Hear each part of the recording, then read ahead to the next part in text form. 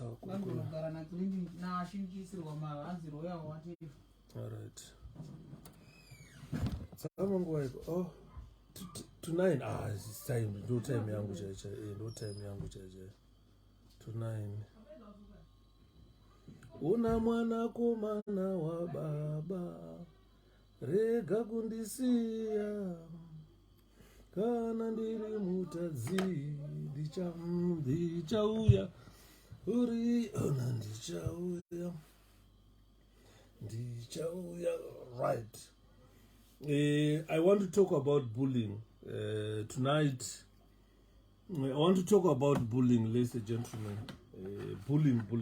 What is it? What is bullying? So it's something that we are going to look into. Bullying. What is it? Bullying. I want to talk about bullying, guys. Let's talk about bullying. So before we start, nditanga nekutsemura madhiriwora nai vanhu vasati vauya. Before we start takatati dhiriwora iro vanogara mudhiriwora rembanje, vanogara mudhiriwora iro vanogara mudhiriwora rembanje, gara mudhiriwo vakomana vanogara mudhiriwora rembanje, nogara mudhiriwo musatambe navo vanogara mudhiriwora rembanje, nogara mudhiriwora vakomana vana dhiriwora rembanje, vanogara mudhiriwora iro vanogara mudhiriwora rembanje, mudhiriwo vakomana vanogara mudhiriwora rembanje, gara mudhiriwo musatambe navo vanogara mudhiriwora rembanje, gara mudhiriwora vakomana dhiriwora rembanje, vanogara mudhiriwora iro vanogara mudhiriwora rembanje, vanogara mudhiriwo vakomana vanogara mudhiriwora rembanje, nogara mudhiriwo musatambe navo vanogara mudhiriwora rembanje, vanogara mudhiriwora vakomana. Amane rakanaka vana veZimbabwe. Asisanganai neni wenyu Shepherd Yuda Shaibundoro pachipamwe atete Enet. How are you? Zviri kufamba here. Sanganai neni Mkoma Shapiro Shepherd Yuda. Talk issue about bullying, because some people think the type of life we live is the type of life we show on Facebook. Definitely, if you are a Facebooker, you need to have a different character from your actual character. Pane vamwe vanhu vane character yakangoda kungofanana kumba nekuFacebook. Ngazvisiyane zvinhu izvozvo. What I post on my Facebook page is not exactly what determines the type of life that I live. Dhiriwora vagoma atiriwadi mkomo zvikuita kutapira mwana wamai tirakukurukura nyaya iyi kuti vanhu vanyatsonzwisisa. Atete violent nyamapfene zviri sei. Ndiri right mwana, zviri kufamba here. Manhero akanaka. Stephen Mpedzisi, zviri kudini mwana wamai. Ngatitagei more people. Let's come, let's talk about this bullying. This bullying that we are seeing on Facebook, on WhatsApp, political bullying. Unfortunately, ladies and gentlemen, there is no universal agreed definition of bullying. So everything that you see, it's all bullying. It's all bullying. Chibaba T1 we are talking about bullying. As I am speaking, ladies and gentlemen, worldwide, there is no acceptable or agreed definition of bullying. Bullying, many researchers up to date, they've accepted that this kind of aggression is hurtful behavior. It's hurtful, and it involves an imbalance of power between a stronger bully or bullies and a weaker victim or a group that is being repeatedly and unjustly harassed. This is what they have agreed upon, but there is no proper definition for bullying. Whatever you are seeing, scientists Milkan usually say, whatever you are seeing in this world today, if you go to school, you see kids being bullied by other kids. You go to work, you still being bullied by other bullies. You go to wherever you go in football, you have seen other teams bullying other teams. Manchester City bullying Arsenal. It's type of game. If you see Liverpool playing against Manchester United, Liverpool will be bullying Manchester United because Panama strong bully. Are strong bullies, but this type of aggression, ladies and gentlemen, to be honest, it is really hurtful. Saka mwana ndakataura nezuro ndikati nai Zanu PF. Why do you want Zimbabwe to hold the elections? Why does Zanu PF want Zimbabwe to hold the elections? When they actually fear, they're filled with the fear. They fear Nelson Chamisa, but surprisingly, they tell people, "Let's go for an election." They tell the police to ban CCC rallies, whilst they are the only political party that does its rallies in our country. This is bullying. That's bullying because they control the police. The way they control the police, I'm going to explain it today. That other political parties or CCC is a political party that is being bullied by Zanu PF. But Zanu PF, it unjustly bar or stop CCC rallies.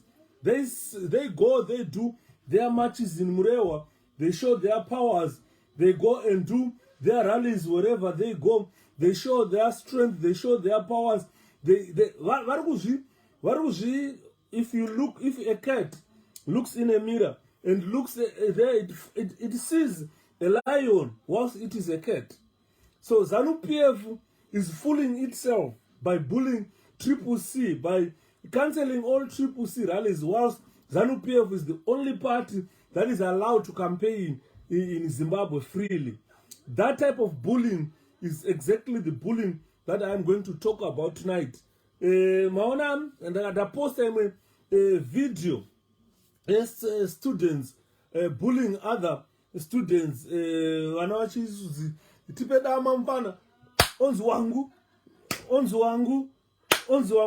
It is exactly that type of bullying. Isusu apana munakadzidza ku Zimbabwe asina kuenda through that type of bullying.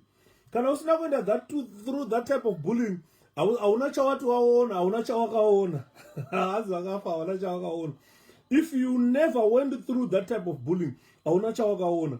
We were bullied in school. I am telling you, we were bullied in school, especially when we transition from grade 7 to form 1. Mchishika pa secondary school, mnenge mchibatwa mai unyunyu. Kinza vanyunyu wafana. Unenge uchione ne uniform. Isitaipfeka blue. Blue isina kuchane zuwa. Isati yachane iron. Ichine ma creases from the shop. You can tell that uyu munyo ane pachikoro. Saka zvaidaro taibatwa unyunyu pachikoro. I want to tell this story. It's an interesting story. Patakasvika pachikango secondary school. Ndichibva patambowachika primary school. Ndandisiri mpana. Mistake yakaita mabullies. Those who think are stronger bullies, or these bullies who think my victims are always newcomers at school and they are young, so they do whatever they want. Taivene wakomana wataive nao ma senior students pachikango secondary school. Remember 1988. A loaf of bread was costing 12 cents. I still remember very well. In 1998, you could buy a loaf of bread for 12 cents. Half a loaf was 6 cents. 6 cents going a masendi child 1, 2, 3, 4, 5, 6. Akakwana 6 wenda unotenga half a loaf. Ndo mari saka taiti kana taenda kuchikoro isusu taisvika kuchikoro dzimwe nguva taenda takatenga chingwa chedu chiri mubag vaive nemabhegi bhosi isusu vamwe taisa mabhuku mupaperbag muplastic bag. Ukaona usina kutakura mabhuku muplastic bag waive mwana weshoroma. Vazhinji vaitakura mukabriefcase kabhukesi kainzi kabhukesi kakaita kabriefcase, so ndomaiswa mabhuku echikoro makore iwayo. Chikoro chainakidza mukomafidza zviri sei Philip Pfekedza zviri kufamba. I'm talking about bullying guys. Nyaya iripo ndeyekuti let's tag more people to this presentation so that vanhu vanyatsonzwisisa what I'm talking about. So you find you tiri pachikoro mukoma den mastemba zviri sei mukomongo. Saka you find kuti tiri pachikoro kudaro pataibhuliwa waipuwa keni mawire zviri sei mwana wamai salute. So what used to happen is waipuwa 4 cents bhuli raiuya kwauri uri munyowani vaitsvaga pachikoro vaitsvaga zvafana zvichangosvika pachikoro zvihombe zvezvikuru ndozvavaitanga kubhula kuti vakabhula izvozvo zvidiki zvinenge zvakutya kuti kuona pachibhuliwa nhingi kwakuzoti inini ndiraiti mukomadeni zviri sei. Saka takasvika pachikango secondary school 1988 bright hove zviri sei. Vote for CCC. Definitely what I'm talking about is about bullying in school, bullying at work, political bullying that you are witnessing being done by Zanu PF against CCC. That is what we call political bullying. Skumbuzo, how are you? Ndaganaka monoma zviri sei. So we need to discuss this topic, ladies and gentlemen. I need people to actually see that when you are going to vote, never vote for a bully. A bully will never develop our Zimbabwe. Because as I'm speaking right now, we all know that Zanu PF is not a new political party. It is a very, very old political party in Africa, probably the rest of Africa. And we know what we went through during Ian Smith regime. We know what we went through during the first Zimbabwe under Robert Mugabe. And we see what we are going through under Emerson Mnangagwa. Definitely, I don't think Zimbabweans require that type of life. Because peace, you are now about to leave the earth without realizing peace in your life. You were born victims. Makaberekwa nguva dzehondo. Mukakura nguva dzaMugabe dzairohwa vanhu nzende kumarari. Mukarega kuenda kumarari maifa nemboma. Tikabvapo tikapinda Emerson Mnangagwa era yemaabductions nemafereti. Vanhu vachitorwa vafana vana mucheiwa vachitorwa vachinorohwa magaro achibva vanaitaidza mara vachishayikwa. So you will find that we never realized peace as people of Zimbabwe. So what do we need to do? We need to liberate ourselves. The only way at the moment, the only method of liberating ourselves is to go and vote in our millions and vote for CCC. If you don't vote for CCC, you are continuing. And I did arrive in UK today for business purposes. All right, you have got my number, babe. Get in touch. Get in touch. I know you've got my number. So you get in touch. So what we are discussing here, ladies and gentlemen, is this type of bullying that we have witnessed. We were bullied because of our skin during Ian Smith regime. We were bullied during Mugabe era because we never participated in the war. We were overlooked for jobs. People, during Mugabe era, you couldn't get a job, you couldn't get land, you couldn't get a lot of things. We were overlooked. Reasons being we never went to war, you never participated in war. So at the end, you can't benefit anything in your country. It's a form of bullying by a political party which thinks everybody must support it, and it can bully every citizen in our country to the extent that you are emancipated. You are not open to development. Some of us, we fail to go to schools because of a system which was set by a bully government. But it is really say pinda mwana wama. So we are talking about this bullying. Unfortunately, as I stated earlier on, that there is no agreed definition of bullying, and the researchers have looked into different types of bullying, and they've come to understand that this behavior is a hateful behavior which involves a lot of things, especially imbalance of power between a stronger bully or bullies and the weaker victim. So if we look politics in our country, we are the weaker victim. Reason being, we don't control the police, we don't control the army, we don't control the prisons. What happens now? Zanu PF thinks it's a stronger bully because it has got all these state apparatus at its disposal. When they want to use them to brutalize the people of Zimbabwe, they simply deploy whoever they want, go beat up people, go shoot up people, go do this and that. At the end, we become a weaker group or a weaker victim being repeatedly and unjustly harassed by this bully we call Zanu PF. So today we are looking into that. That type of bullying must never be tolerated in 21st century. I've mentioned, probably I wanted people to see a very simple method of looking into bullying. Could Pandaka Vainini 1987 transited or during that transition from being a primary school student into a secondary school student, we met bullies in school. Mainunu, how are you, dear? We met bullies in school. I was one of the people who was bullied to the extent they would ndakasvika pakuti kuna amai kuchikoro hakuchana kids. Mabullies akaenda kuti chikoro chisana kids. Why? Because waiti ukaenda kuseni waitoenda kuchikoro nemasendi muhomwe kuti wawana kupi bullies were not concerned. Takasvika pakutamba rainzi chabuta. Vanhu vanoziva chabuta kuZimbabwe. Chataitamba nemasendi ma5 cents chidaiso uchiti ukavhura so ukawana ukabheja kukura marusa muhomwe. Ndo zvaitiponesa tataenda kuchikoro. Totamba buta riya tatamba buta. Totora masendi aitoisa muhomwe. Totakura masendi kuenda nawo kuchikoro. Uri chikoro bully rinongouya pabreak paipai. Mfana yapano woenda paipai babangu yodhonzwa. Yakunomfana yo odhonzwa kuseri kweblock obvanzi o4 cents enda unotenga afu elofu. Ndoda half bread yangu manje ukarega kuya nayo mfana pano pachikoro wapagara. And waiti ukarega kuya nayo waiswera uchienda kumba waigarirwa road. Atisimba idzodzo vanhu tairowa takutsemurwa mambama nemabullies aya.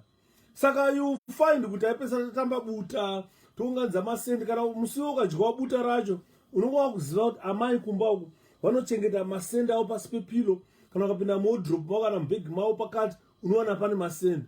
Waisvika ipapo woba masendi angwana kana 10 masendi ipapo takataka kutodzidzira kubira vabereki vedu masendi so that we can go to school and feed some bullies. You understand? So that type of behavior aina kupera muZimbabwe. Bullies are still around. They've transited into political bullies. Same bullies vaititambudza kuchikoro vakazoenda kuzoita ivo kuti political bullies. Saka one day ndiri kuchikoro ndandiri form 1, but unfortunately bullies vaititarisira pasi because isu takaenda kuchikoro takura. Ndakatanga grade 1 1981. I was almost 9 years old, or almost 10 years. Pandakatena 16, 17, I was in grade 7. Kwa taito vedu ma grade 7 wakatokura kupfura isusu. Thanks, Brad. Kune ma grade 7 wakakura kupfura isusu. At 16 years, I was in grade 7. Year 7. At 16 years, I was in grade 7. Ndichipedza grade 7 inini at 16 years. At 16 years ndakabva ndaenda kusekondari.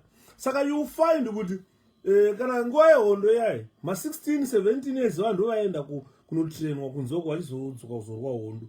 Saka ndatokura zvekuti ukandibhula it was a mistake.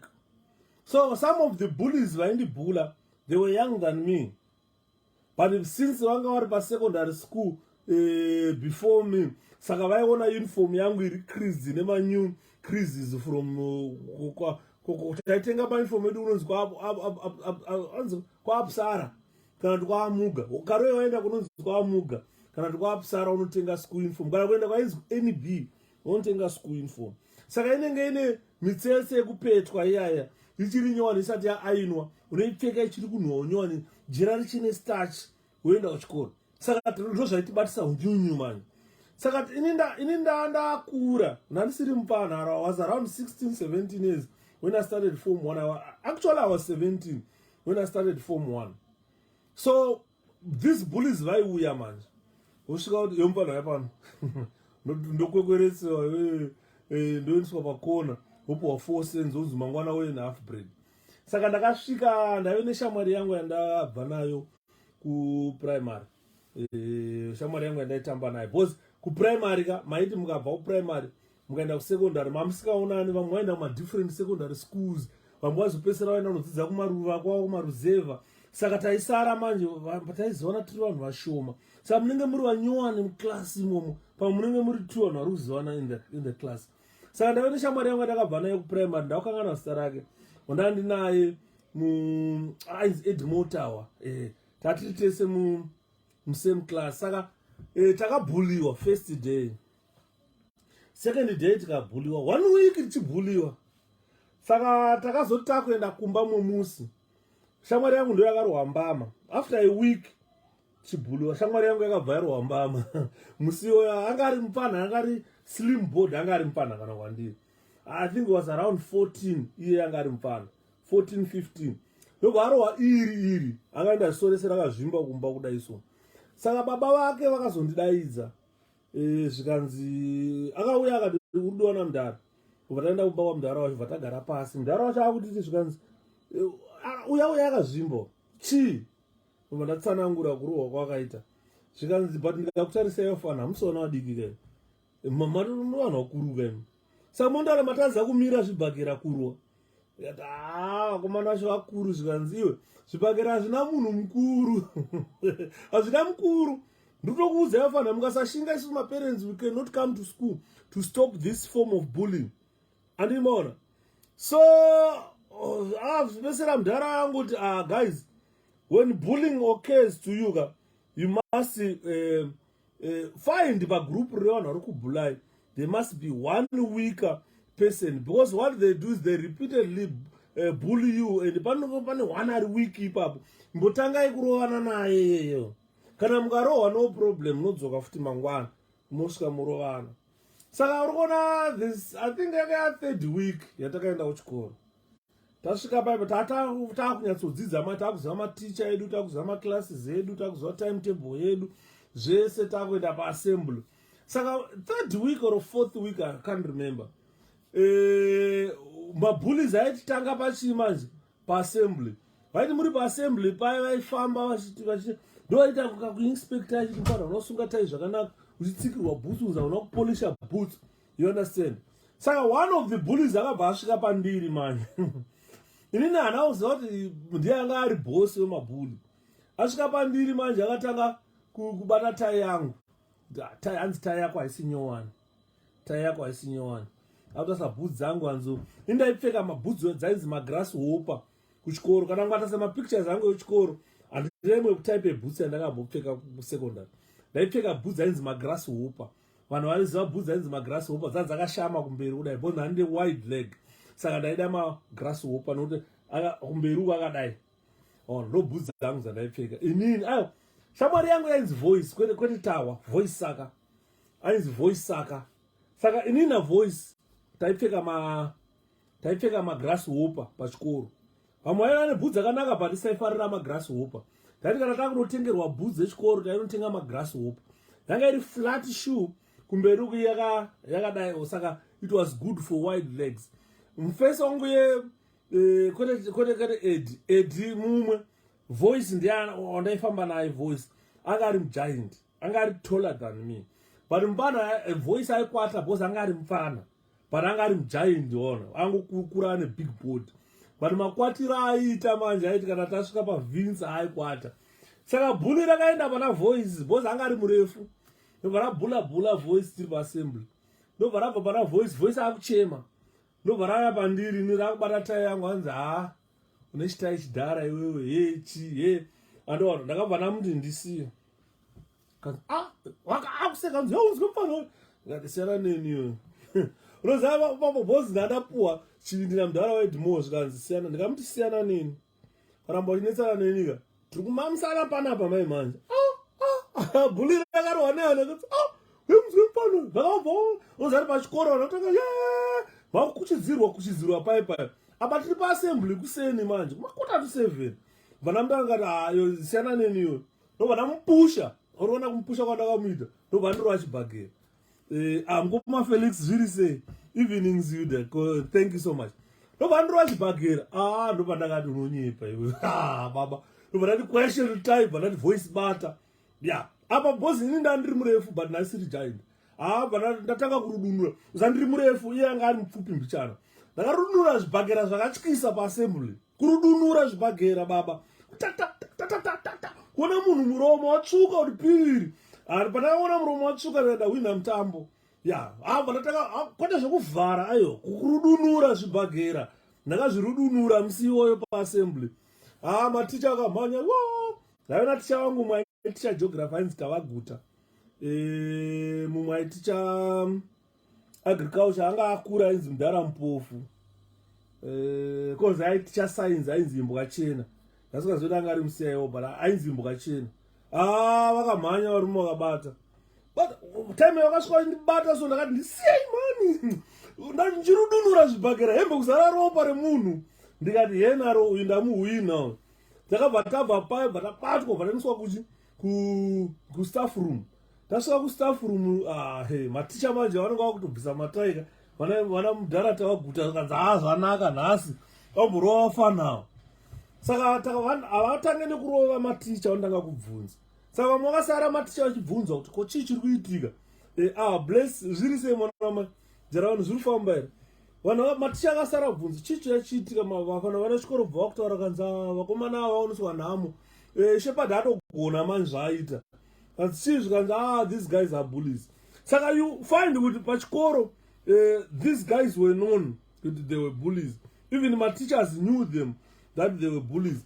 Saka tasvika kuega zvakabva zvanzi ko chii chaitika ndobva ndatsanangura paipai ndatsanangura uyu kuti achitsanangura muromo watsemuka maso aya azvimba oita zvibhorondindo kumeso zvikanzi handiri kungoona nyaya dzenyu dzekubhula mafomu 1 tasa warohwa manje nemufano zvikanzi togara chikutsura isiyanai nazvo muchiita mabhuli akutorinza indi kumbo zvikanzi tokupai ground murovane muno musvika maneta maticha akudhara kaainakidza tokupai ground muno mutovhara madho murovana usvika maneta ipapo ndandahwina mutambo abva ndatotanga kutoswedera padhuze ndikati ndipei uyu ndoda kupedzerana nayo asi kana ndibate futi you see. Saka that was the end of my bullying pachikoro. Vanga vakuti bosi wandakarova ndiye anga ari bosi wavo.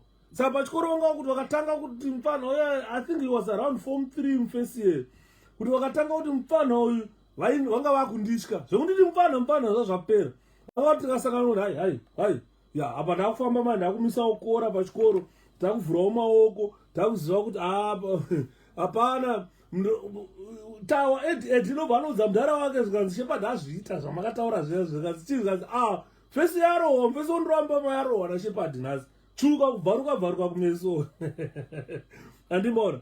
Saka bullying ine painosvika kupera. What I'm talking is the bullying that we suffered in school, the bullying that we suffered, we never enjoyed peace as Zimbabweans. During Ian Smith, we were being bullied because of our skin, because of Saka these guys varungu vaingoti bhula pavanodira.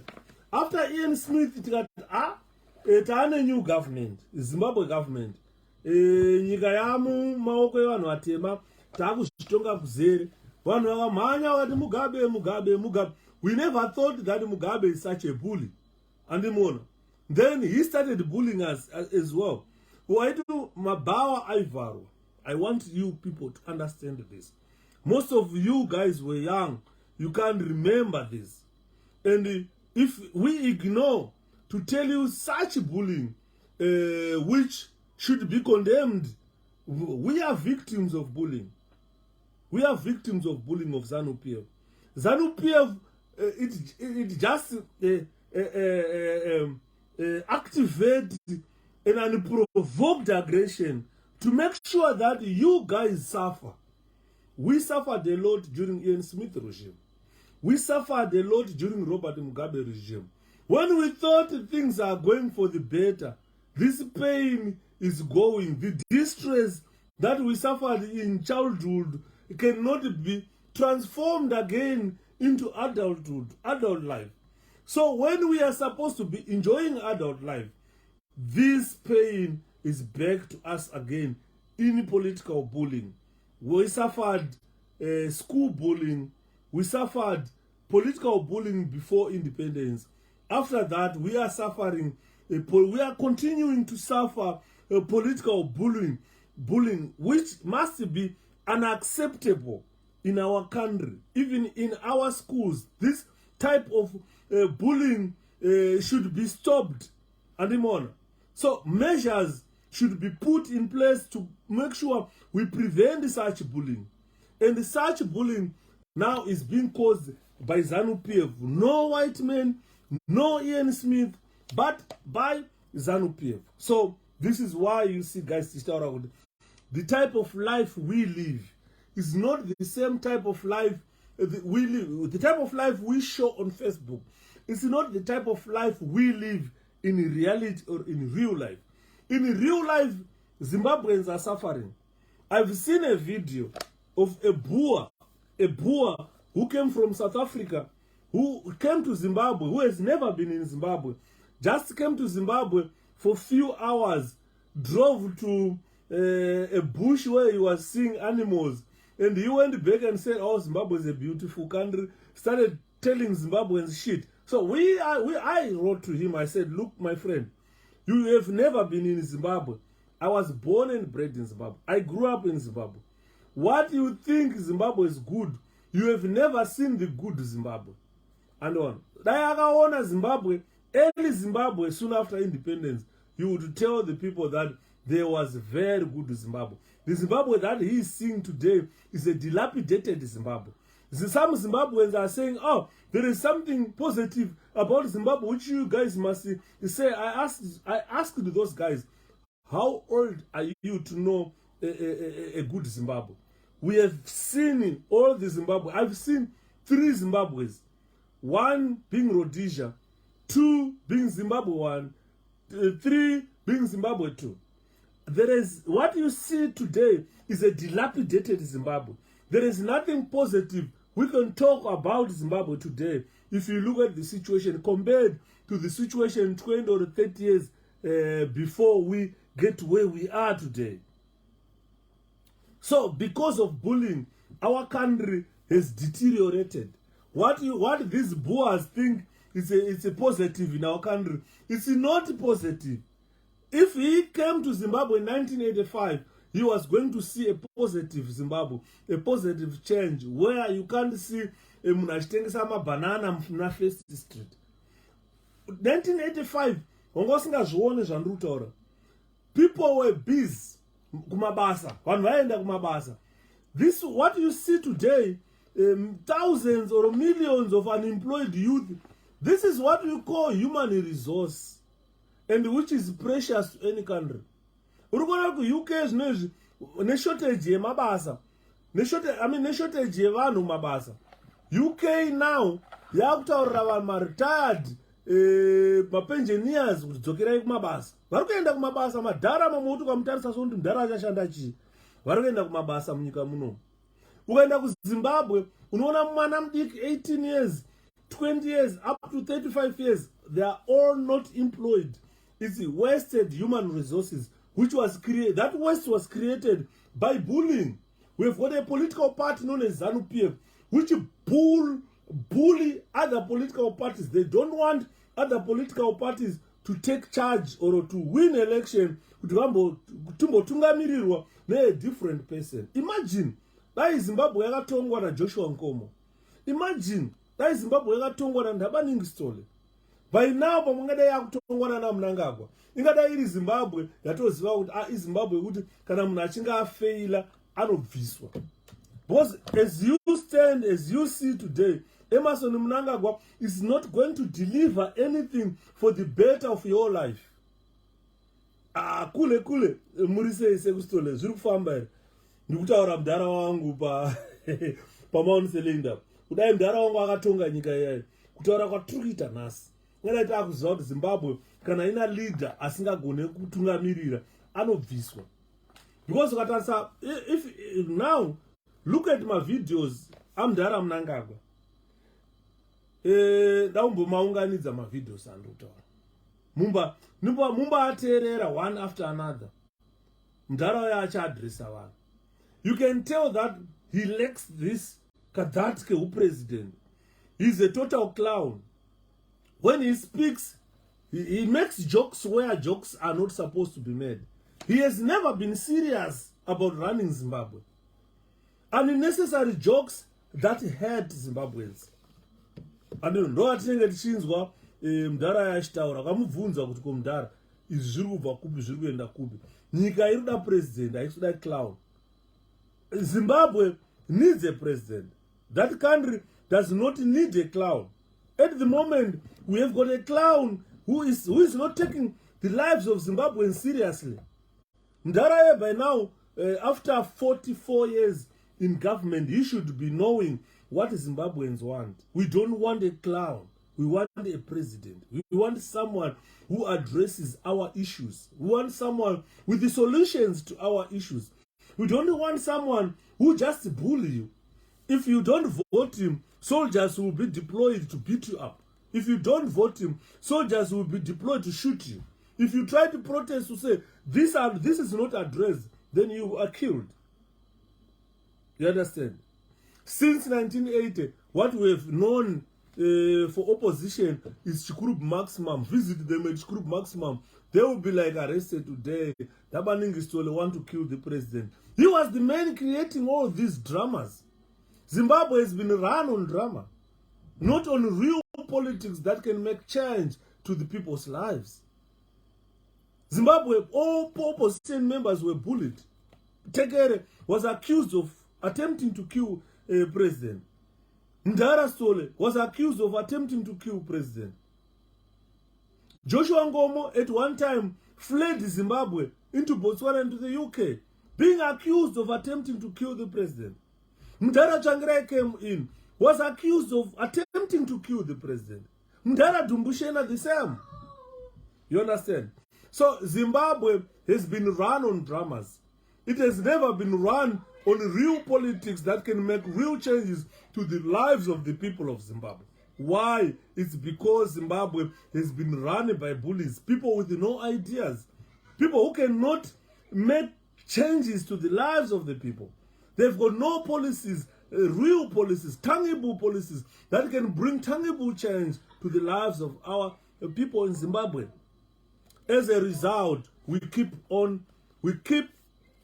surprising that some Zimbabweans keep voting such people who do not have a flair to see a new Zimbabwe, to see change, to see good life to the people. This is why we are saying 2023 is now, guys. It's not next year, it's now. And this is the only year that you are left with to change your lives. Because that wasted human resources needs to be channeled back into proper production to raise the living standards of the people of Zimbabwe. Sweetheart, what was Jiri say? Jiri Famba. So, what I'm talking about tonight, I'm talking about this bullying. I am saying to the people of Zimbabwe, the type of life we show or live on Facebook, that's not the reality on the ground, how we live. Ukaona mazimba vari pa Facebook vanenge vachiposta motikari. Ukaona motikari dzavanoposta maKia, maBenz, maBMWs, machi. Go there on the ground. When motikari idzodzo probably in reality hadziko. Hamuna road inofamba BMW muZimbabwe. If you will talk about development or road infrastructure, Zanu PF people only show us 200 kilometers Beiti Bridge Harare Road, which were tarred in 6 years by Emerson Dambudzo Mnangagwa. So we don't have real development in our country. By now, 6 years in power, Mnangagwa should be talking about 3 or 4 motorways which he constructed, accommodation which he constructed for the people of Zimbabwe. Instead, he goes on to officially open private properties. Could Bill Rochenberg, government president went on the official open those flats. It means we lack development. We are hungry of development. The president is hungry of doing something which is beyond his capability. So he has got no capability of running that country. This is why you see kana ukadzipa kuti ndara here taunganidza vanhu pana Zanu PF inozama kumhanya kumaruzeva kuenda kumabhazi kutora vanhu kuvhara mbare kuvhara mashopu mabhawa kututa vanhu vese kunounganidza kuti ndara aone pane vanhu ataure nevanhu. But what he says to the people is pathetic. He lacks that flair of being a president. My brother, how are you? Buto, how are you, Buto? So, I'm talking about his bullying, let's say, gentlemen. It's harmful, especially this political bullying. If we reflect on it, it's harmful, especially to our youth, putting youth at even greater risk of involvement in serious violent behavior.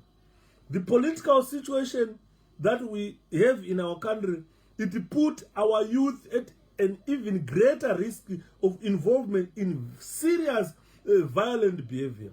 This is why you see Zimbabweans now, the person of Triple C, Zanu PF will come and blush on them. Because of bullying, they are taught that you will never be arrested. Go kill, go beat up, go do everything you think you want to do.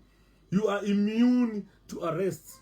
Even in Mugabe, during Mugabe time, I was surprised when I was reading an article where Mugabe clearly stated that those people who killed white farmers, no one is gonna be prosecuted. And until today, not even one murderer was prosecuted for killing white farmers. That type of bullying, it makes Zimbabweans quail with fear, because they know if we are killed, no one will come, no policeman will come and arrest the killer. We have got more blessing who was killed recently, and the killer, they are silent on it. The killers, not Mpano Wagasunga Jambo, the killers are out there, they have not been arrested. So this is not the type of bullying that Zimbabweans want. This is harmful bullying. And that harmful bullying, it makes Zanu PF squeal or mew like a cat talking about sanctions. There is no developed country that would want to trade with such a country where human rights abuses are not, human rights are not respected. You wonder how old that boy is. You wonder how old he is. He doesn't know what he writes. He talks about sanctions. Sanctions came later after human rights abuses. Human rights abuses are the major causes of targeted sanctions. Those people who were killing innocent civilians were targeted by sanctions. US, UK, we have frozen your accounts, and these people are crying a lot, but they had money in these foreign accounts. What do? They fly to Paris. Avaende ku Victoria Falls kunodya mari, avaende ku Kariba kunodya mari, vanotokwira ndege kuya ku Paris kuzodya mari, France kuzodya mari dzekuba goko. Imi muri kusara muri makomba goko, hamuna mabridge, hakuna road goko, hakuna mabhazi anosvika kumamisha. Munofamba makilomita 1000 kilometers makatakura sugar kuti tisvike kuti tifide vana. MP wenyu ari kuba mari iyoyo ari kunodya ku France. That is the bullying that we are saying should end this 2023.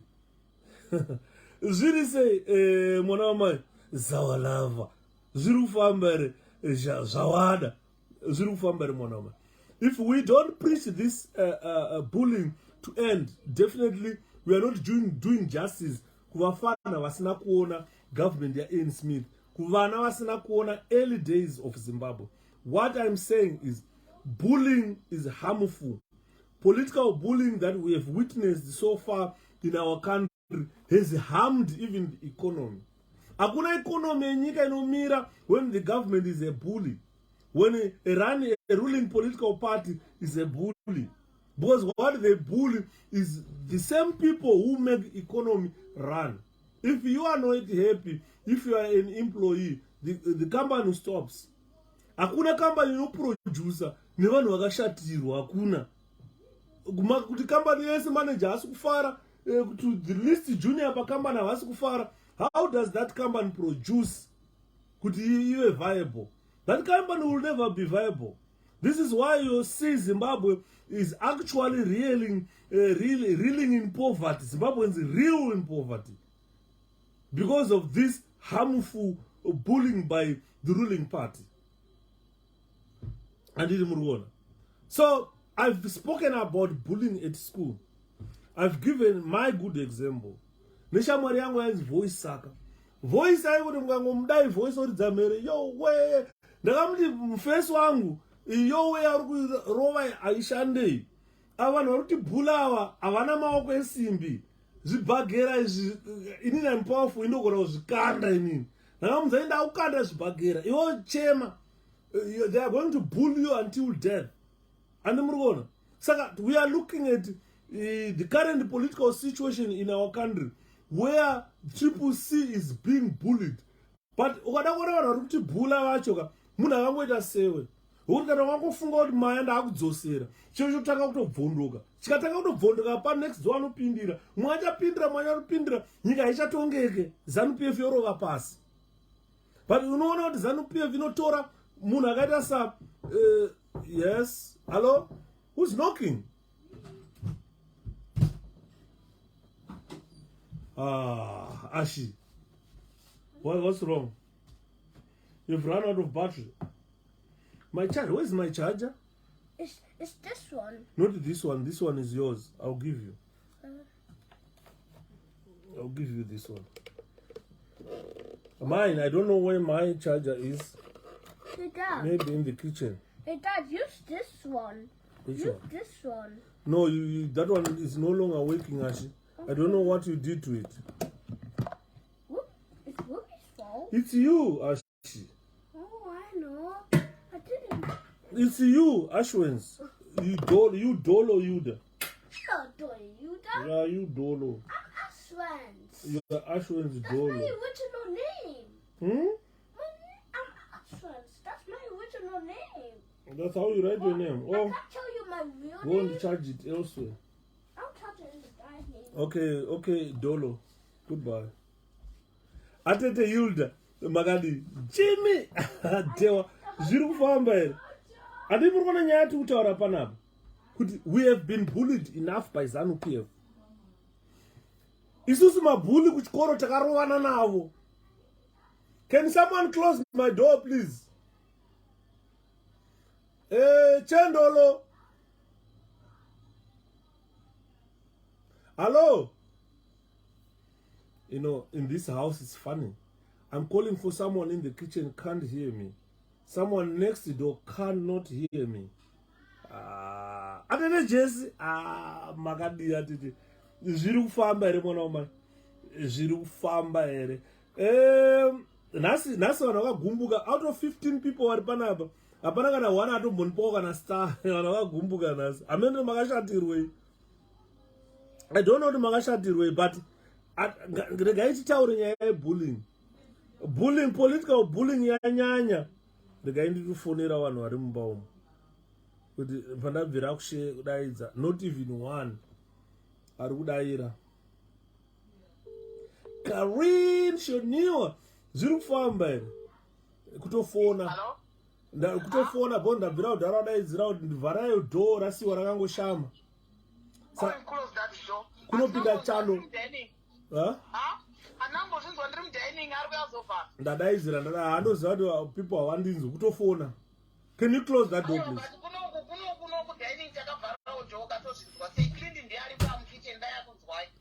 No problem. Tavara. All right, bye. Thank you. Thank you.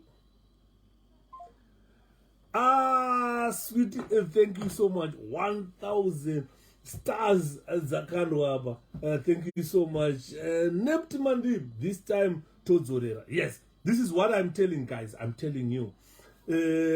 My bullies, I have Takasafa under my bullies. Tipo grade 7 under Form 1. Takasafa under my bullies. But in Indakashili Bareta, I think 3 or 4 months into Form 1, I liberated myself. Nakakanda zvibagera zvakatyisa paassembly. Chirwa mabuli. Buli rakatsuka muromo kuzvimba kudai so baba. Iniri kuntarisa nasina na zvimba kana pakati chachakurwadza maoko anga zvimba nekurwa musoro webuli. Andimuriona. Ndriko ngoma sikumbu. Zviri sei. Saka what I'm saying ndeyekuti we have suffered enough bullying under Zanu PF. Apana asingazvizivi. From 1980, for the past 44 years, Zimbabweans have never enjoyed peace. We never enjoyed peace. Kana pane Zimbabwe na kuti akaenjoya peace probably ndewe Zanu. And the Zanu vacho vazhinji vacho yangopesera kunzwa kuti Sidini Malunga apinda muaccident aona imbwa nhema arwa pasi. That's what Mdara Morris Nyakumba avharirwa neWillow scandal mangwana acho wanwa poison Mdara arwa pasi. Wana Amos Midzi kumbaro takapesera takunzwa kuti Amos Midzi awanikwa akafuta akafa ari mumotikari yake. Vanouraya muZanu macho imomo. So you are not peaceful when you are in Zanu PF. Unotange muna ane chikwambo chekuzwa kuti anytime chikashaya ropa chodya ini muridzi. This time tovarova tovatandanisa. This time kwakadzvanya sikumbu kwakaipa. Andimuriona. Saka unoona kana uri munhu weZanu PF uchisapota Zanu PF. Your life is uncertain. Because you are supporting bloodthirsty people who can eat you anytime. Tavena vanhu vainzana border gas baba. Right rikamira apa rikafamba so right anga rakaruma broiler mazindebva akadai so. Yeah, but musi wakafa nhandiri parange. Nchiridza pfuti parange. Takamuzwa details on the firing point. Stop firing. Vanatomira zvikanzi unload bye on feet up. Tasimuka paya zvikanzi right guys. Manyai pano. Patoina address atonzwa tine urombo. Minister anonzi border gas avatisiya. Oza pane vamwe I think vatu vazukuru vakati kuya force. Tokaridza mere yo parenji papo. Isusu vamwe nechemudundundu mchara kati kwaendwa. Because that guy he led to the killing of a lot of Zimbabweans. A lot of Zimbabweans died during border gas this time when he was angari chiko kuzano angachiko kuzano political commissar nzvimbo yakazotorwa naEliot Manyika achimba nhora nhora andora zvekuti kunoku waiti ukasvika kunoku UK waibva wanzwa maBritish achiti go back home and sing nhora andora saka tikutaura kuti ukaita chakashata if you bully other people at the end those people they will make a plan. People will make a plan. If you bully people for a long time, 44 years is not a joke under these bullies from Zanu PF. It's time to make a plan. It's time Zimbabweans must make a plan. Because for the past 44 years, Zimbabweans never enjoyed peace. Mabawa aivarwa. Vanhu vachimachiswa kuenda kumarari kuground. Waitu varika kuenda wairohwa mabusiness aimira kuvharwa. Zanu PF yanga isina this economics saka anonzi aniko manyenga vana mumta aniko mudhara asingade kusiya tubhurugwa twevana asingade twevana anonzi anu kakembo muhadhi akataura akati varungu ava vakasiya vasina kutidzidzisa how to run economics because Zanu PF didn't know that 1 minute yamavhara business with mirai production and emoterera mugaba achitaura economy inenge yakamira inenge isingafambi nhasi uno vakuchema kuti sanction vakuchema kuti nyika yaora during Ian Smith hapana pawo usakwaona Smith aiti mukada kupinda kunoprotesta mairoha honze ndai kubasa. Smith airoha vanhu kuti endai kubasa. Aitumira imbwa kuti murume nembwa mutize muende kuma factories kubasa kunoshanda muchihora mari economy ichifamba. Anga asikada kuti economy imire. But pakaya Zanu PF yakatanga kuvhara mabusiness, mafactories aivharwa, maindustries aivharwa, mashops aivharwa, mabuses aimira kufamba. Vanhu vese votinhwa vese tanze moterera Robert Mugabe achitaura. But zvaiunza chii kunyika. Now Zimbabwe haisina road, haisina kana mvura yekunwa yakachena, hatisina kana mishonga yekugadzira mvura, hatisina kana pombi dzekudhonza mvura kubva kumadhemu dzichipinda mapombi mumatauni hakusina. Ukaenda kumaruzevha hakusina road. Kudhara vachigiredha. Pakauya Zanu takafa takuisirwa tara nenyaya yekuti aipromiswa unzi nyika ndeyedu takuzvitonga kuzere. Kana wakuzvitonga kuzere unotaura munoungana motaura kuti kuzvitonga wakomana chicha tiri kuda muroad tinoda tara andi kuti tichifamba tichienda kutauni nekudzoka. But hapana kuzvitonga kuzere, it was just propaganda yekuti takanga tongorohwa chete. Ukada kuti usimudze musoro rohwa ngenyoka. Misha yakapiswa, vanhu vakapisirwa mudzimba, vana vacheche vakapisirwa mudzimba, vanhu vakabhadhaktwa, vanhu vakadimburwa musoro neZanu PF. Ndaitaurisa nemwe munhu weZanu achiposta mapicture ana mbuya Nanda vakarembedzwa mumamiti. Ndikati blazi usade kutiratidza zvinhu zvekuma 1890, tiratidze mitumbi yana Tonderai Ndira yakaurawa vachichekwa nzeve, vachitokonorwa maziso, vachibviswa mazino nemapliers. Ndo wangadai uchitotiratidza nhasi under Zanu PF in 21st century. Unondiratidza mbuya Nanda vakafa hawo zviri. Mbuya Nanda vamwiswa tambo yavo muhuro vakafa. Ko Tonderai Ndira wamakaabhadhakta, mukavhuna mutsipa, mukatokonora maziso munhu ari mupenyu, mukacheka rurimi, muchicheka mitsipa, muchifusira pasi. Vakomana vakaurayiwa neZanu PF vakafa zvinorwadza pane vanhu vakaurayiwa nemabhunu. Mabhunu aikutora iwo kusaitambo muhuro wokuheng'anya. Handiti wokuti tsikapo utsika uswa tambo muhuro chorohwa choshinyiwa netambo. Ava vakafa zviri nanawo. Ndokana chitaurira vana veZimbabwe kuti vanhu vakafa zvakadaro vaive vakafa zviri nani. Tambo yaya haumbotori maminutes, unongogwina uri patambo pako gwigwigwi. Nanhasi kuZimbabwe kune death sentence, vanhu vanozokuti vanohemwa. Handi muri kuona vana mbuya Nanda vakarohwa death sentence vakanohemwa. Ko Zanu PF vanhu vairi kutora muroad vanaita izamara vari kutanga vatorwa unotochwa unoitwa sei, vachitokonorwa maziso, vachipiswa zvombo nemagetsi. Vapedza apo zourawa udisappear munhu.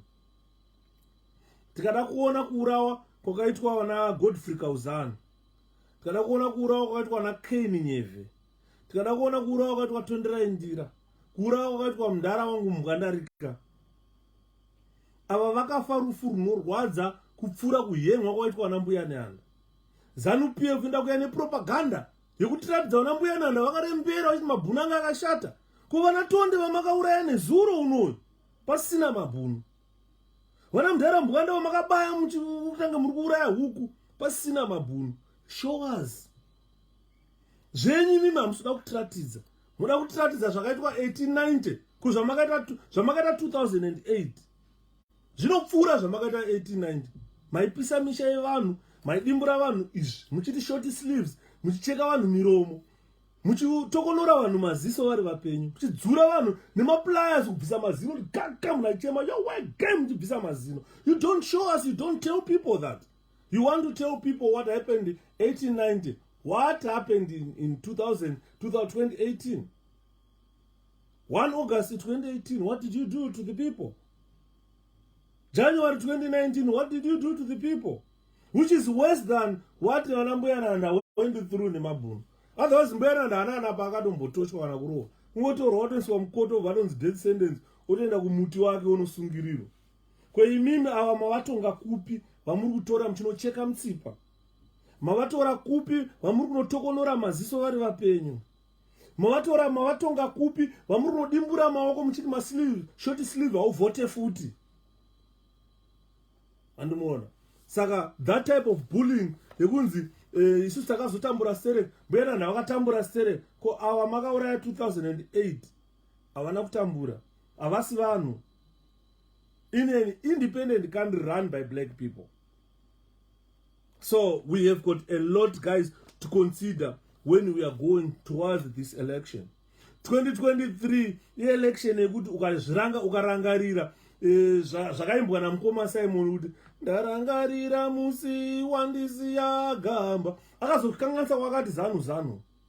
Because ndikarangarira musi wakafa tondilaindira is still vivid in my mind when I received said news that Sage has been abducted. When I received said news that we can't find him. I was part of the people who went to search. We searched, we couldn't find Tondra Indira. But there are people somewhere, somehow, who knew what they've done to him, who knew where the board was put. But they had no guts to tell us. They never told us. There are some people in Zimbabwe who knows where Itai Zamara is. But they have no guts to tell us. Itai Zamara are kupi. You understand? The same people who are going to propaganda. They don't see they are wrong. They don't see that they are doing wrong now. They talk about Mbuyananda being hanged in 1980, in 1890. They don't talk about Tondra Indira they killed in 2018. They don't talk about Itai Zamara who disappeared. They abducted him and disappeared. They don't talk about Mboweni Ngwe they killed in 2022. They don't talk about that. But they talk about Mbuyananda in 1890, who was fighting for the freedom which never came. We are supposed to be a free nation. We are supposed to be enjoying independence. We are supposed to be kuzvitonga kuzere. But atisi kuzvitonga kuzere. Tikutongwa kupfura kutongwa kwataitwa nemabhunu. So 2023 is a year that you should consider. Sit down and think about this bullying. I am talking about the bullying. Matyiro arikuita Zanu PF election. I've never seen Zanu PF ichishka election like Matyiro after election now. They can't allow Chamisa's party to campaign. They can't. Because they are scared of Nelson Chamisa. How can you get scared of a political party that has got no structures? Vanoswera vachiimba kuti havana kana structure, havana kana chi. But what they are scared of him. They can't allow him to walk in the streets. They block him. He can't travel from Mutare to Mutare from Harare. They block him. He can't go to Zaka. They block him. Vanhu vachamisa vakangoungana vanachibaya ngoungana pano vanongokukurwa vese votorwa voendwa navo kunovharurwa kumajeri. Vana Jobskala vari mumajeri gore rakutokwana munhu ari mujeri asina mhosva yakapara. Vana mukoma Solomon Soksa vakagara 2-3 years mujeri asina na mhosva yakatongwa. Animal. It's because of Zanu PF's fear. And chavari kutya ndicho vari kunyatsoona clearly kuti they've lost power. And when you have lost power, you try all these shenanigans to harm the population. You try all these shenanigans to harm innocent people, innocent civilians. You are killing them. You are blocking them. You have instructed the police could never allow them to campaign. And wait for the shock of it. Wait for the shock of it. You are going to get the shock of your life. Apana chinyowani chamuri kuita in terms of politics Zanu. Chisina kuitwa na Idi Amin. Where is Idi Amin today? Apana chinyowani chamuri kuita chisina kuitwa na Gaddafi. Where is Gaddafi today? Hakuna chitsva chamuri kuita varume chisina kuitwa na Mobutu seseseko. Where is Mobutu today? Amuna kana chinyowani chinoshamisira chamuri kuita chisina kuitwa na Ngwazi paMalawi. Kamuzu Hastings Banda. Where is Banda today? Where is Kenneth Kaunda today? Where is Robert Mugabe today? Mugabe dai panga pasina vanhu vakauya kuzomacha kuti Mugabe aende masoja dai angoonekwa ari ega murodhi dzairira pfuti paya, but vanhu vakatya kuridza pfuti nyaya yekuti manga maane povho murodhi. You got a shield from the people of Zimbabwe. But dai vanga vari masoja ega against the presidential guard or anything, mabattalion akatoripo ready to defend Mugabe. But because of the people who assisted you to march, this is where you went to take Emerson Mnangagwa to become president. Someone akadzingwa in 9 provinces out of 10. So it's only one province that supported him. And that same province is the one that brought him back. I did him on. Bullying. So let's end the bullying. 2023 is Zimbabwe people's year to end the bullying. Because I've stated bullying at school, which is a historical probably as long as schools existed. Bullying has existed as long as schools existed. And the bullying has never been properly investigated elsewhere. This is why you see there is no proper definition for bullying. Certainly, people need to discuss about this bullying, especially in the 21st century in Zimbabwe. People must discuss political bullying openly. And we know there's mob, there's team, to oppress the people. And those mtemo, Ian Smith used them to suppress the blacks, but eventually he lost grip to that country he used to call my country. Never even 1,000 years a black man will run this country. And it move on. Saka, we need a government that has got zero tolerance of bullying. A government that respects the people of Zimbabwe. A government that knows we are its employers. For them to earn, we need to pay tax for them to get money. If we don't pay tax, then they don't receive any income. So we need a government that has zero tolerance to bullying. Bullying must stop. And the way to stop bullying is 2023. You have been bullied enough. I have been bullied enough. We have been bullied enough. And you and me, we can stop bullying. We can determine the type of life that we want to live in that country. We can stop these bullies. We can stop being victims of these bullies. The only way to stop it, 2023, probably in July, we are going to cast an X. Kana ukanzi nezanu, uya utore mbeu enda unotora. Kana ukanzi nezanu, uya upfeke t-shirt yezanu enda unopfeka.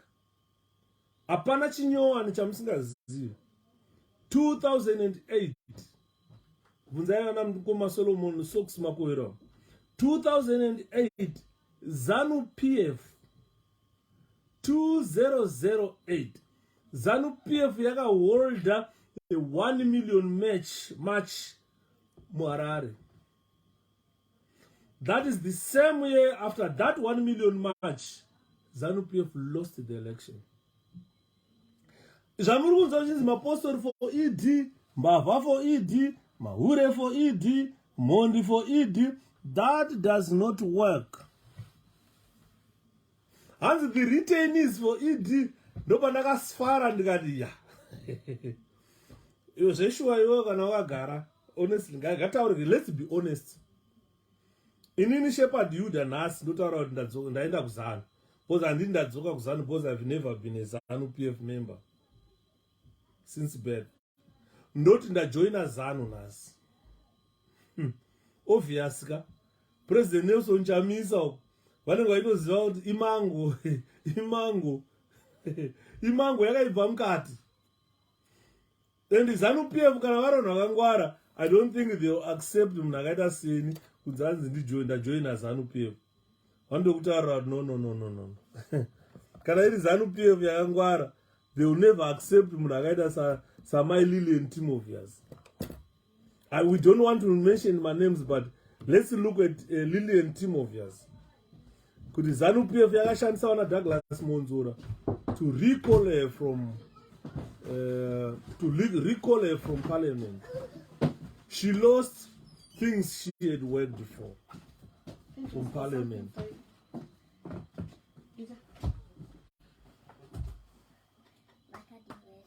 Magadi ya mai. That's mine. Ikomao kat mai makamanga katundu. Katundu. Where to? All right. How are you? I'm good, and you? We are out and about. Huh? We are out and about. All right, that's fine. We'll see you later. That's fine. Oh, ndichakupai ningeka efloga. Muzoende so yada kwenda ku holiday club on Sunday. Holiday club? Pachko. Oh. From 12 to 4. Yeah, boss motkari yangu yachiyatsvuka nasi. Ndakasa 50 pounds nezuro. Don't I have to go at the 11? Yatsvuka motkari yangu. Rumwa fuel zvirutyisa ida service. Oh, this is nice. Don't I have Guys, I'm live. Guys, andavana ndikutengesa vana. Pretty girls, yeah. I want to be pretty girls like us. Pretty girls what? Hi. That's super nice. Guys, I'm selling under kids. Kids, Selling guys, kids. kids like us, you never. This is expensive. Could I see him? Rim wrong does rumor. This is nice. No chicha bakalaga. Mukaisa phone yeju ababa. Andina phone inopinda pa live. Inopina. Live aite. Inoita. Phone yangu aipinda Oh, pa I think live. it's live. No, I'm saying kuti mukaisa phone ushitira like Snapchat and whatnot. This is good. Chakanaga. No. There you go. That's nice. What? Turbo shit. Range Rover. Bye. Huh? What? No, my keys are Range Rover. All right. Okay. Bye, girls. Bye, guys. Sorry, guys. I'm talking to your girls. Bye. Adini maona nyaya dzandiri kutaura idzi wakomana. Nyaya dzandiri kutaura idzi inyaya dzekuti I don't know what's happening to this thing. Chikaramba uchaja chindariri.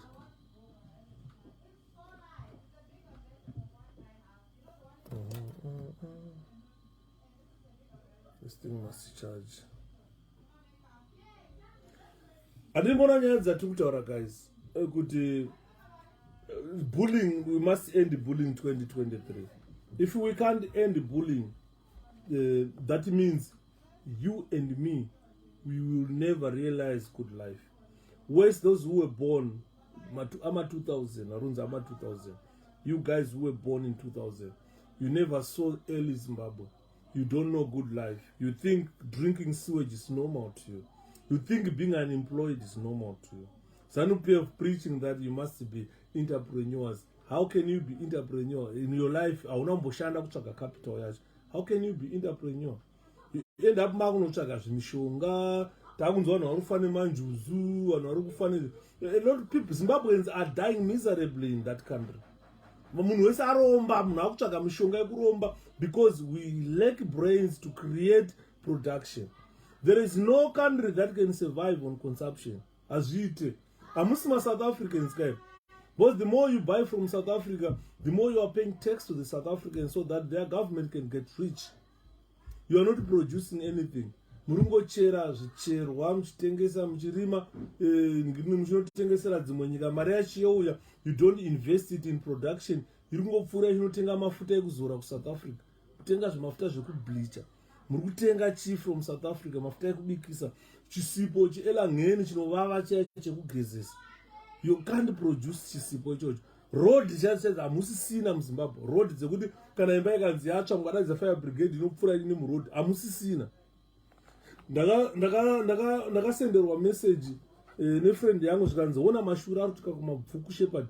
Ndikati chii zvikanzi kuri kudhudha ropa pasi. As a scientist I know what it means. That is not blood. And scientists, I know it's not blood. My elements are pass up.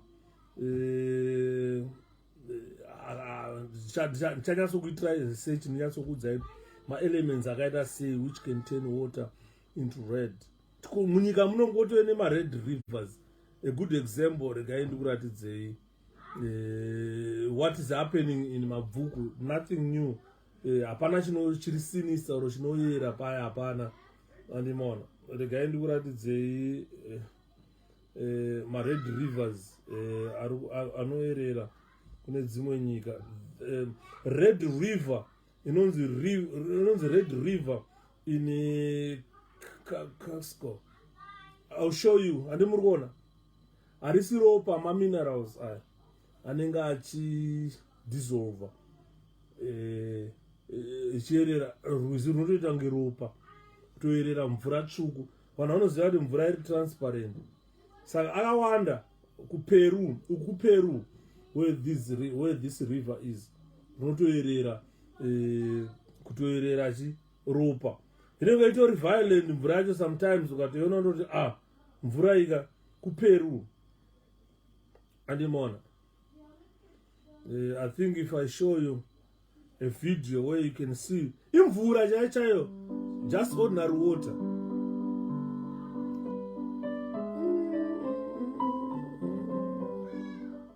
South America is a place full of mystifying beauty. We as humans have always known water to be transparent by nature. But what if we tell you there is a river in Costa Hanzi ndakazviona pa YouTube kuno kuEurope vanhu vakatopa my explanation kuti here's ropa. No, harisi ropa.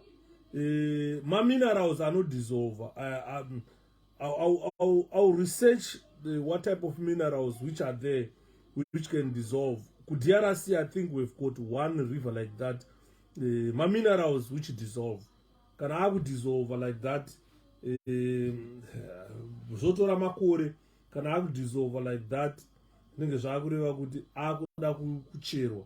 Saka there we have got a precious mineral that is dissolving, turning water into red. Hapana chinoera paipai. Scientifically hapana chinoera guys. Saka musanyanya kutya. Ndikonzwa vanhu vakutya, vanhu vazhinji vakutaura kuti ropa ranyanya kudeuka, but definitely and what is special about Red River? The Red River is the Mississippi drainage basin and is one of the red rivers in the nation. It is the second largest river associated with the Texas. Its name comes from its color, which in turn comes from the fact that the river carries large quantities of red soil in flood periods. I want to believe about the red soil, but it is an element. Pantheon of great performance, John Wayne Red River ranks. Let me find out what minerals that turns the water red. What minerals turns water red? It's nothing. Iron tends to add a rust reddish or brown. Iron, manganese. This is not iron. Why is my Greek a strange color? Turquoise green. You want to bright green child and the sewage. Why is the Russian river blood red? Right. Russia is there. The residents of the Russian city of Norilsk inside the Arctic Circle have been posting photos on social media of an alarming sight, a bright red river. Is it the end times, a chemical leak, or something else? The Russian authorities have already started an investigation into the matter, and they are looking at a local metals plant as the possible culprit. The bright red color is probably due to the oxidized iron contained in the west. So, Russia, they've done some researches. If iron is oxidized, it contains this. The iron west contains this red color. Some people say that Chambers used the metals plant It's also possible that the ore processed for the nickel also contains a high amount of iron, which is then discarded as waste. That can cause that red color as well. So a lot of things, green like this, just like sewage water, is sewage water, but mvura. So iron kazhinji, if there are a large deposit of iron there, oxidized, they can turn that water red, underground water red. So there must be iron deposits around Mavuku somewhere where this oxidation is taking place. So you never know. Apana something chinoera zvacho. But kana takuenda kuZimbabwe, we lack a lot of scientific research in our country. Government yedu haina kubva yamboita invest in science so that we know kuti zviri kuitika panhu pakadaro. Saka, ladies and gentlemen, what we are expecting in our country, we expect political parties, especially the ruling party, to display this warmth, positive interest and engagement, not violence. We don't expect violence. There are clear boundaries, ladies and gentlemen, concerning unacceptable behavior, political behavior. We Zimbabweans, we are going into 2023. We must set clear boundaries to tell ZANU-PF that this type of behavior, this bullying, is unacceptable. And when we say it's unacceptable, our concerns are that we should all go and vote ZANU-PF out of power. The bullying is unacceptable. I am telling you. We have suffered a lot. ZANU-PF has consistently used the political violence against us. Ian Smith has consistently used the political violence or physical violence against the people of Zimbabwe. Mnangagwa came in and he became hostile to the people of our country. He has broken all the taboos. They just kill. They don't care. So what we need is, as adults, as adults, we must set up boundaries of acceptable behavior. How do we want the government to treat us? The only way to tell the government to treat us this way is to go and vote. Welcome. Adimona. Adults who are going to cast their votes this year, guys, you have got a duty. You definitely have a duty. And your duty is to go cast a vote. And it tells ZANU-PF, show ZANU-PF acceptable behavior. The behavior that you want. The way that you want to be treated by your government. You can only show it by voting. Your vote must be secret. You must show ZANU-PF that, look, I want to be treated this way. If you don't treat me this way, I'll vote you out of power. And we need to vote ZANU-PF out of power. There is no secret on this. For us, we need a positive role model. Or in our politics, we require positive role models to be the authoritative power to govern our lives. Because if we have got all these negative more negative models, we cannot call role models in ZANU-PF, because those are epitome of violence. Those are symbols of banditry. ZANU-PF, if you look at it, Mnangagwa is a symbol of banditry. So we don't need bandits to run a government. We don't need the mafia to run a government. We don't need ZANU-PF to run a government. Ideally, we need role models in our politics so that we emulate. MP. So you will never become a role model when you use physical violence against innocent people of a country. So we have got main goals that we should achieve this 2023. If you don't achieve that, then it means you will never realize good life in your life. 5 more years with Zanu PF, vamwe vanenge vakuma 60 years vafana vatinavo ezvino izvi, munenge musina kushanda. Unosvika 60 years usina pension, unosvika 60 years usina savings. Uchachengetwa nani muZimbabwe? Uchasvika pakutadza kusimuka kufamba, mabva aya akurwadza. Hauchakwanisi kufamba jeni yawaifamba, unenge wachidhara chakagara muberere. You are waiting for someone to come and feed you. Tichapedzisira kuita nenyika yemapenzi, nyika ichazara mapenzi. Because neighbor wako anenge achida kufidwa, neighbor wako arikuda kufidwa, vachembera zvazvidhara zvichakwanisa kuenda kunosakura vanoita sei? Ani murona, unodyei? Otherwise, they only a working government. You know, when I was not, no, let's provide social benefits to these people. Kuti vararam. Ukapuwa $10 a week, unotenga hupfu. Kunyange ukazoshaya, but ko rent uchaiwana kupi. Kana uri kuruzeva, uchada kupfirira dzimba kuvaka dzimba, uchada kurima, unorima sei wachembera. Because generation, we have got a wasted generation. Generations and generations of wasted power that will never recover. Guys, time is money. You never recover. Come 2023, vote wisely. What you only need is just to encourage Ivana Shepherd Yuda. We have got no intention of coming back to Zimbabwe. Kana imimi nyika yasununguka, imimi ndimi munenge maa kuzvitonga kuzere. Ndimi mchange maa maminister acho, ndimi munenge maa ma-MP acho, ndimi mchange maa ma-councillors acho, ndimi mchange maa kushanda ma-factories acho. Makushanda imi muchihorawo mari yekuziva kuti kupera kwemwedzi ndabata so much tinotobhajeta. Kune vanhu vanonzwa muZimbabwe ndo nyika yandakaona nevanhu vane madictionary vakadzidza stereki vokuti vanoziva word budget, but someone has never budgeted for anything in life. Hapana paunoziva kuti this week ndohora 3,000, pa 3,000 ndotora 800 ndoterera rent, ndotora 1,000 ndobhadhara kuchikoro, yasara kana 1,200 ndoita each ne.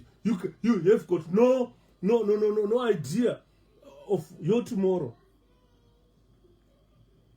Mwedzi uchipera unofanira kuhora mari musi wa28 kana musi wa29 wohora mari woya naye mugara pasina adzimai moita budget yoenda kwairi kuenda yasara yemukondinya mwedzi uno yamuhora imwe mari. Andiona mainyeperwa nezanu kudanzi munhu wese anofanira kuve an entrepreneur kana munhu wese anofanira kuve farm. Kana munhu wese afama unorima uchitengeserana. Ndosaka uri kuona now everybody is a subsistence farmer in Zimbabwe. Muri kurima moendesa kuGMB yacho inoita 2 years isina kukupa check. Painozokupa check yacho haichatengi. Uchada kurima futi gore rineri unorima nei GMB isina kukupa mari. Andiri mona. Saka pane zvakawanda guys that make us sick to end political bullying in our country. This type of political bullying that has impoverished you needs your intervention. It really needs your intervention. The only way you can intervene to stop bullying is to vote Zanu-PF out of power. If you want to support bullying, continue to vote Zanu-PF. You will be supporting bullying which will work against your well-being. Because the aim to get rid of bullying is only to make sure that iwewe nemi mangwana tagara zvakanaka when bullying ends. But if it doesn't end, that means Zanu-PF will remain key people in deciding your future, and your future is dead. Urukona namo ya rukutamba nasi, and you are going to spend 5 more years. Unenge wa worse than what you are doing today. Unenge uchikura ausudzoka kumashure. Hapana patinodzoka paudiki. We are going and going and going and going. Tukuramba tichingoinda nekuinda. Hapana pauri kudzoka kusera mudiki futi kuti uzoita power rekubata badza kusakura. Badza racho hauna nokuti hauna mari yekuritenga. Unopuwa unodzine Zanu yautore commercial farm. Hauna kana tractor, hauna kana badza.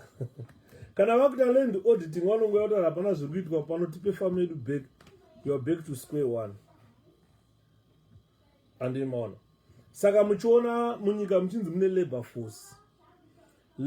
Come to UK and see it. Ask those people who are in the UK today, who came to UK recently, they will tell you. Kuti ukafamba munoona ma-industries achituruka utsi. Mukati ma-industries achituruka utsi mune vashandi vari kushanda, vari kuhora mari. Ma-British anoshanda achienda kuma-holidays. Havashandi vachifunga kuchengeta baba munini kana munin'ina wamai.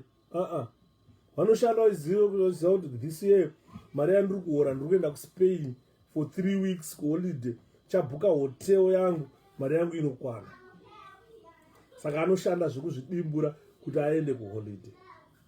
Iwewe une extended family, une mukoma, une munin'ina ari kuchema nzara, une atete, une chii, pamwe nembwa kumba kuzi kuchema nzara.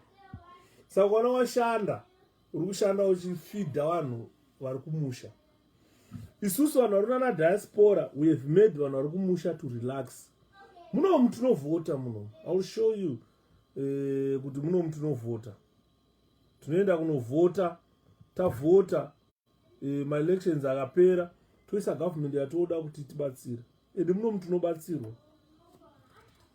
Healthcare iriti, chikafu chiriti. Ndaiseka vamwe vanhu vaita nzi Mugabe akati musadye ma-GMO. Mugabe was not a scientist. Mugabe was not a scientist. He relied on bogus science. Kune inonzi cloning, kana inonzi genetic manipulation. Inozopa kuti uchizonzi genetically modified food. Kana iri mbambaira, pane certain genes dzavanobvisa replace ne mamwe ma-genes. Kuti mbambaira yakana ine gene yekuti ikure, kana ichikura kusvikapo, vakata manipulate the gene inokura kudai so. Ukabika mbambaira 1 year unoguta. Munomu vanomanipulate, vanoita genetic ngiriya vanoita cloning, vanozoita ma-GMOs aya. Huku kana ichita 6 months kuZimbabwe, huku inoita 6 weeks yakudyiwa. Dzirimo munomu 6 weeks inenge yakudyiwa. But vanotarisa kuti chiri kupa kuti huku ikure chii. They look at ma-genes aya kuti huku inokura sei. Vomanipulate those genes. Hapana chavachinja apa. Vangotaura kuti ma-genes aya arecognize kukura kwehuku very fast. Pa 3 weeks huku inenge yakudyiwa. KuZimbabwe you need to take 6 weeks kuti uzoidya. Saka pa 3 weeks ikakura huku iye ikaiswa mushopu kuti idyiwe, handione chakashata. Nokuti ma-genes acho haasizopinda mumiri mako ka. Ma-genes ehuku haasi ekupinda mumiri mako ayo. Ma-genes ehuku ndeehuku. Ma-genes emunhu ndeemunhu. Hapana ma-genes ehuku paachazochinja kuti emunhu. Ranzi nevanhu hanzi ukadya ma-genes iwaya, ukadya ma-GMO, hanzi uchakura zvekukura zvezvi. Kuleka science, kusaziva science. Kusaziva science. Saka kusaziva ndokwakaita kuti nyanye kuvara nenzara. Ukaenda kuAfrica unonzwa kuti hatidye GMO. Unonzwa kuti hatidye GMO. Vanhu vari kuAfrica, you exercise a lot. Ndosaka ndakanyora paipa ndikati, there is no point yemunhu ari kuAfrica kuti umuke every morning uchijoga. Because uchaswera uchifamba netsoka the whole day. Wamuka kuseni wajoga. Saka physically you are already fit. Ukadya GMO food it makes you feel more fit because unosora wakaguta ka uchifamba uchivaka nyama unosimba anditi maona. Vasingadye ma-GMO acho iwayo vari kuZimbabwe vari kufa ne20 years. Mwana life expectancy yakunzi 35 years. Ziva kuti nyika yaparara. 35 years life expectancy. Muno munhu ari kudya GMO ari kufa ne90 years. Queen Elizabeth wakafa kuma96. Ari kufa kuma90. Ukaenda kumakuwa, ndakambokuratidzai makuwa kuti hakuna mwana ane 20 years. Zvinotoyera kuona mwana ari kumakuwa afa ane 20 years. Zvinotoyera muno. Ari kufa madhara wakuma 70, 80, 90. paipa murunzwa chinzi vanhu vari kuzimbabwe vada mabasa uyai kuno hanzi apa food yacho unenge usina uri kunzi usadye gmo yacho iwe hauna food yacho hanzi usadye gmo iwe food yacho hauna zvinhu zvinoshamisa zvikuru kuti kunyika inodyiwa gmo vanhu vari kufa vari kuma8 and 90 years munyika isingadyiwe gmo muri kufa muri kuma20 35 years will probably unonga kutonzi security 35 kapfuura 35 uri kutonzi wapfuura life expectancy andiri kuona saka ndakataura ndikati zimbabwe ngaichinje hurumende ngapaite change of governance. The next government that comes to Zimbabwe must carry out my researches avo vatiudze kuti GMO food yakaipa papi, genetically modified food yakaipa papi, because sometimes vanongoti zvana fumigation vanongobaya kana kuti kuisa mushonga muvhu sipotato robuda rakadai so wonzi usadya iwewe wonzi usadya musiyano ndokuti pamwe paiswa fertilizer yedu sipotato rodai so iwe uri kunzi tora manyowa iri maorganic chienda unodya organic hanzi iri health more than GMO. Ukavabvunza kuti what are you basing your science on, vanhu vari kuzimbabwe they've got no idea. They've got no idea. Vanhu vari kungokurambidzai kudya kuti usadye huku GMO it's free range.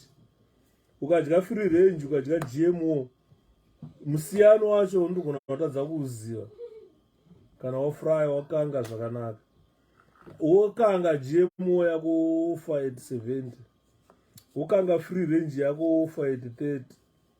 Saka zvimwe zvinhu zvoda kuita wise up, and mwana we need to be a bit wise kana taakutarisa zvimwe zvinhu zvatinoitiswa nemabullies, and mwana because vanhu havatutaura nezvavo, they are just bullies. Vanhu vada kuramba vari relevant in politics but actually doing nothing to the country. So, ladies and gentlemen, I think our area yakwana. Thanks, Vice Kanama stars. I've seen 200 stars here received today. Thank you very much. Let's meet tomorrow. We continue to discuss such topics that we need to find a way of stopping political bullying in our country. Political parties must campaign. This is the reason why the country holds election, because otherwise there is no point of holding elections when the ruling party doesn't want another political party to campaign in our country. Such bullying must be stopped. When we say democracy, let's live to the word democracy. There is no point of us preaching democracy whilst we don't exercise that democracy in our country. If these modern political theories, if we can't implement them, that means we can't exercise democracy. We will then not be called a democratic country. And as you have seen, since Emerson Mnangagwa rose to power, there's no democracy in our country. And Zimbabweans have never realized democracy since 2017. 6 years down the line, he is coming back to you, Mnangagwa, campaigning that he wants to be president. You ask him, Dara, what have you done for the past 6 years? You can retain this seat. Anokutaura ndakakuisira itara yekuBeit Bridge, Beit Bridge Harare Road. Then you ask him, what are the duties of a government? Because isusu kunyango mukaisa tara yekuBeit Nafuya, it has not changed our lives. What we want are the immediate policies that look in the welfare of the people of Zimbabwe, especially health-wise, food yatiri kutaura iyoyi, accommodation, mvura yakachena yekunwa, yekuti vanhu vemuZimbabwe vararame upenyu huri decent. What we Zimbabweans want now is dignity. The next government that we are going to vote into power must look into the dignity of the Zimbabwe population. People needs accommodation. we need water, clean water. We need electricity for us to run industries, to run whatever we are doing. We also need a working health system. After that, tozoda road dzakanaka dzekufamba nadzo, toda zvitima, bullet trains ekuti vanhu vari kukariba vanosvikawo muHarare in time, votenga zvavanoda voenda. And we want decentralization, as zvotaurwa naPresident Nelson Chamisa, kuti kana kune TM kuHarare, TM ngaiwanike kumagunje, TM ngaiwanike kuzvipani, kuti munhu ari kuzvipani achitenga zvinhu zvematm zvinongotengwa nemunhu ari kuHarare. That's fair enough. Let's have a working economy in our country, which is what is being demanded today. Could stop bullying us. We don't want to be beaten. We don't want to be abducted. We don't want to be killed. We want a government that provides us with the working health system, working road infrastructure. We want a government that provides us with working education.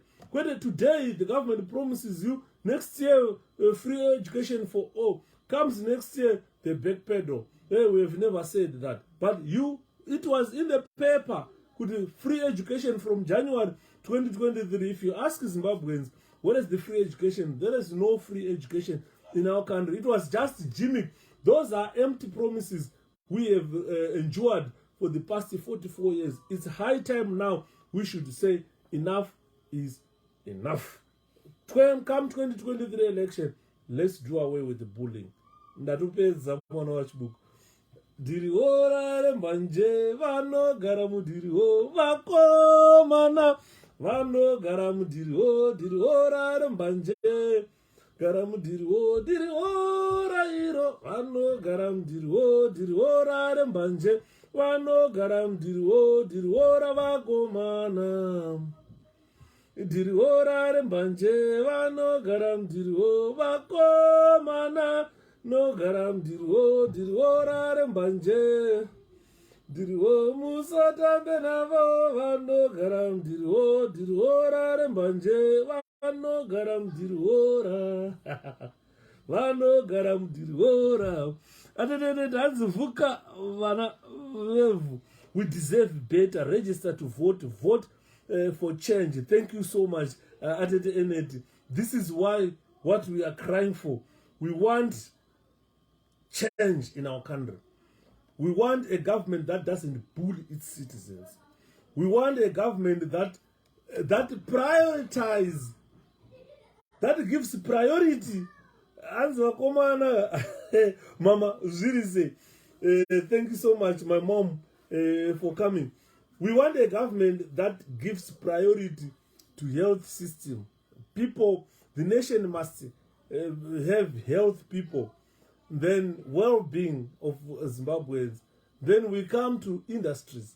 We want a government that create environment for industries to open and investment in our country to come. Investors must feel free. Because aungati wewe unoenda unoisa mari yako is capital in a country.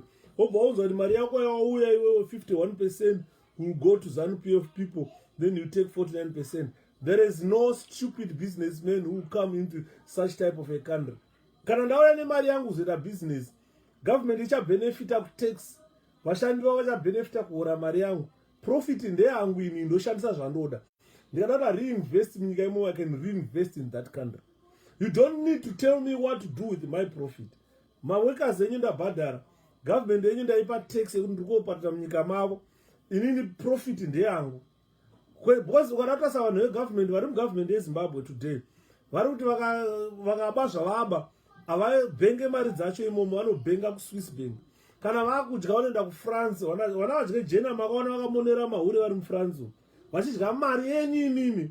Muri kusirwa makomba uku, muri kupendesa cotton dzisina mubhadharo, hamuna kana mari yamuri kupiwa.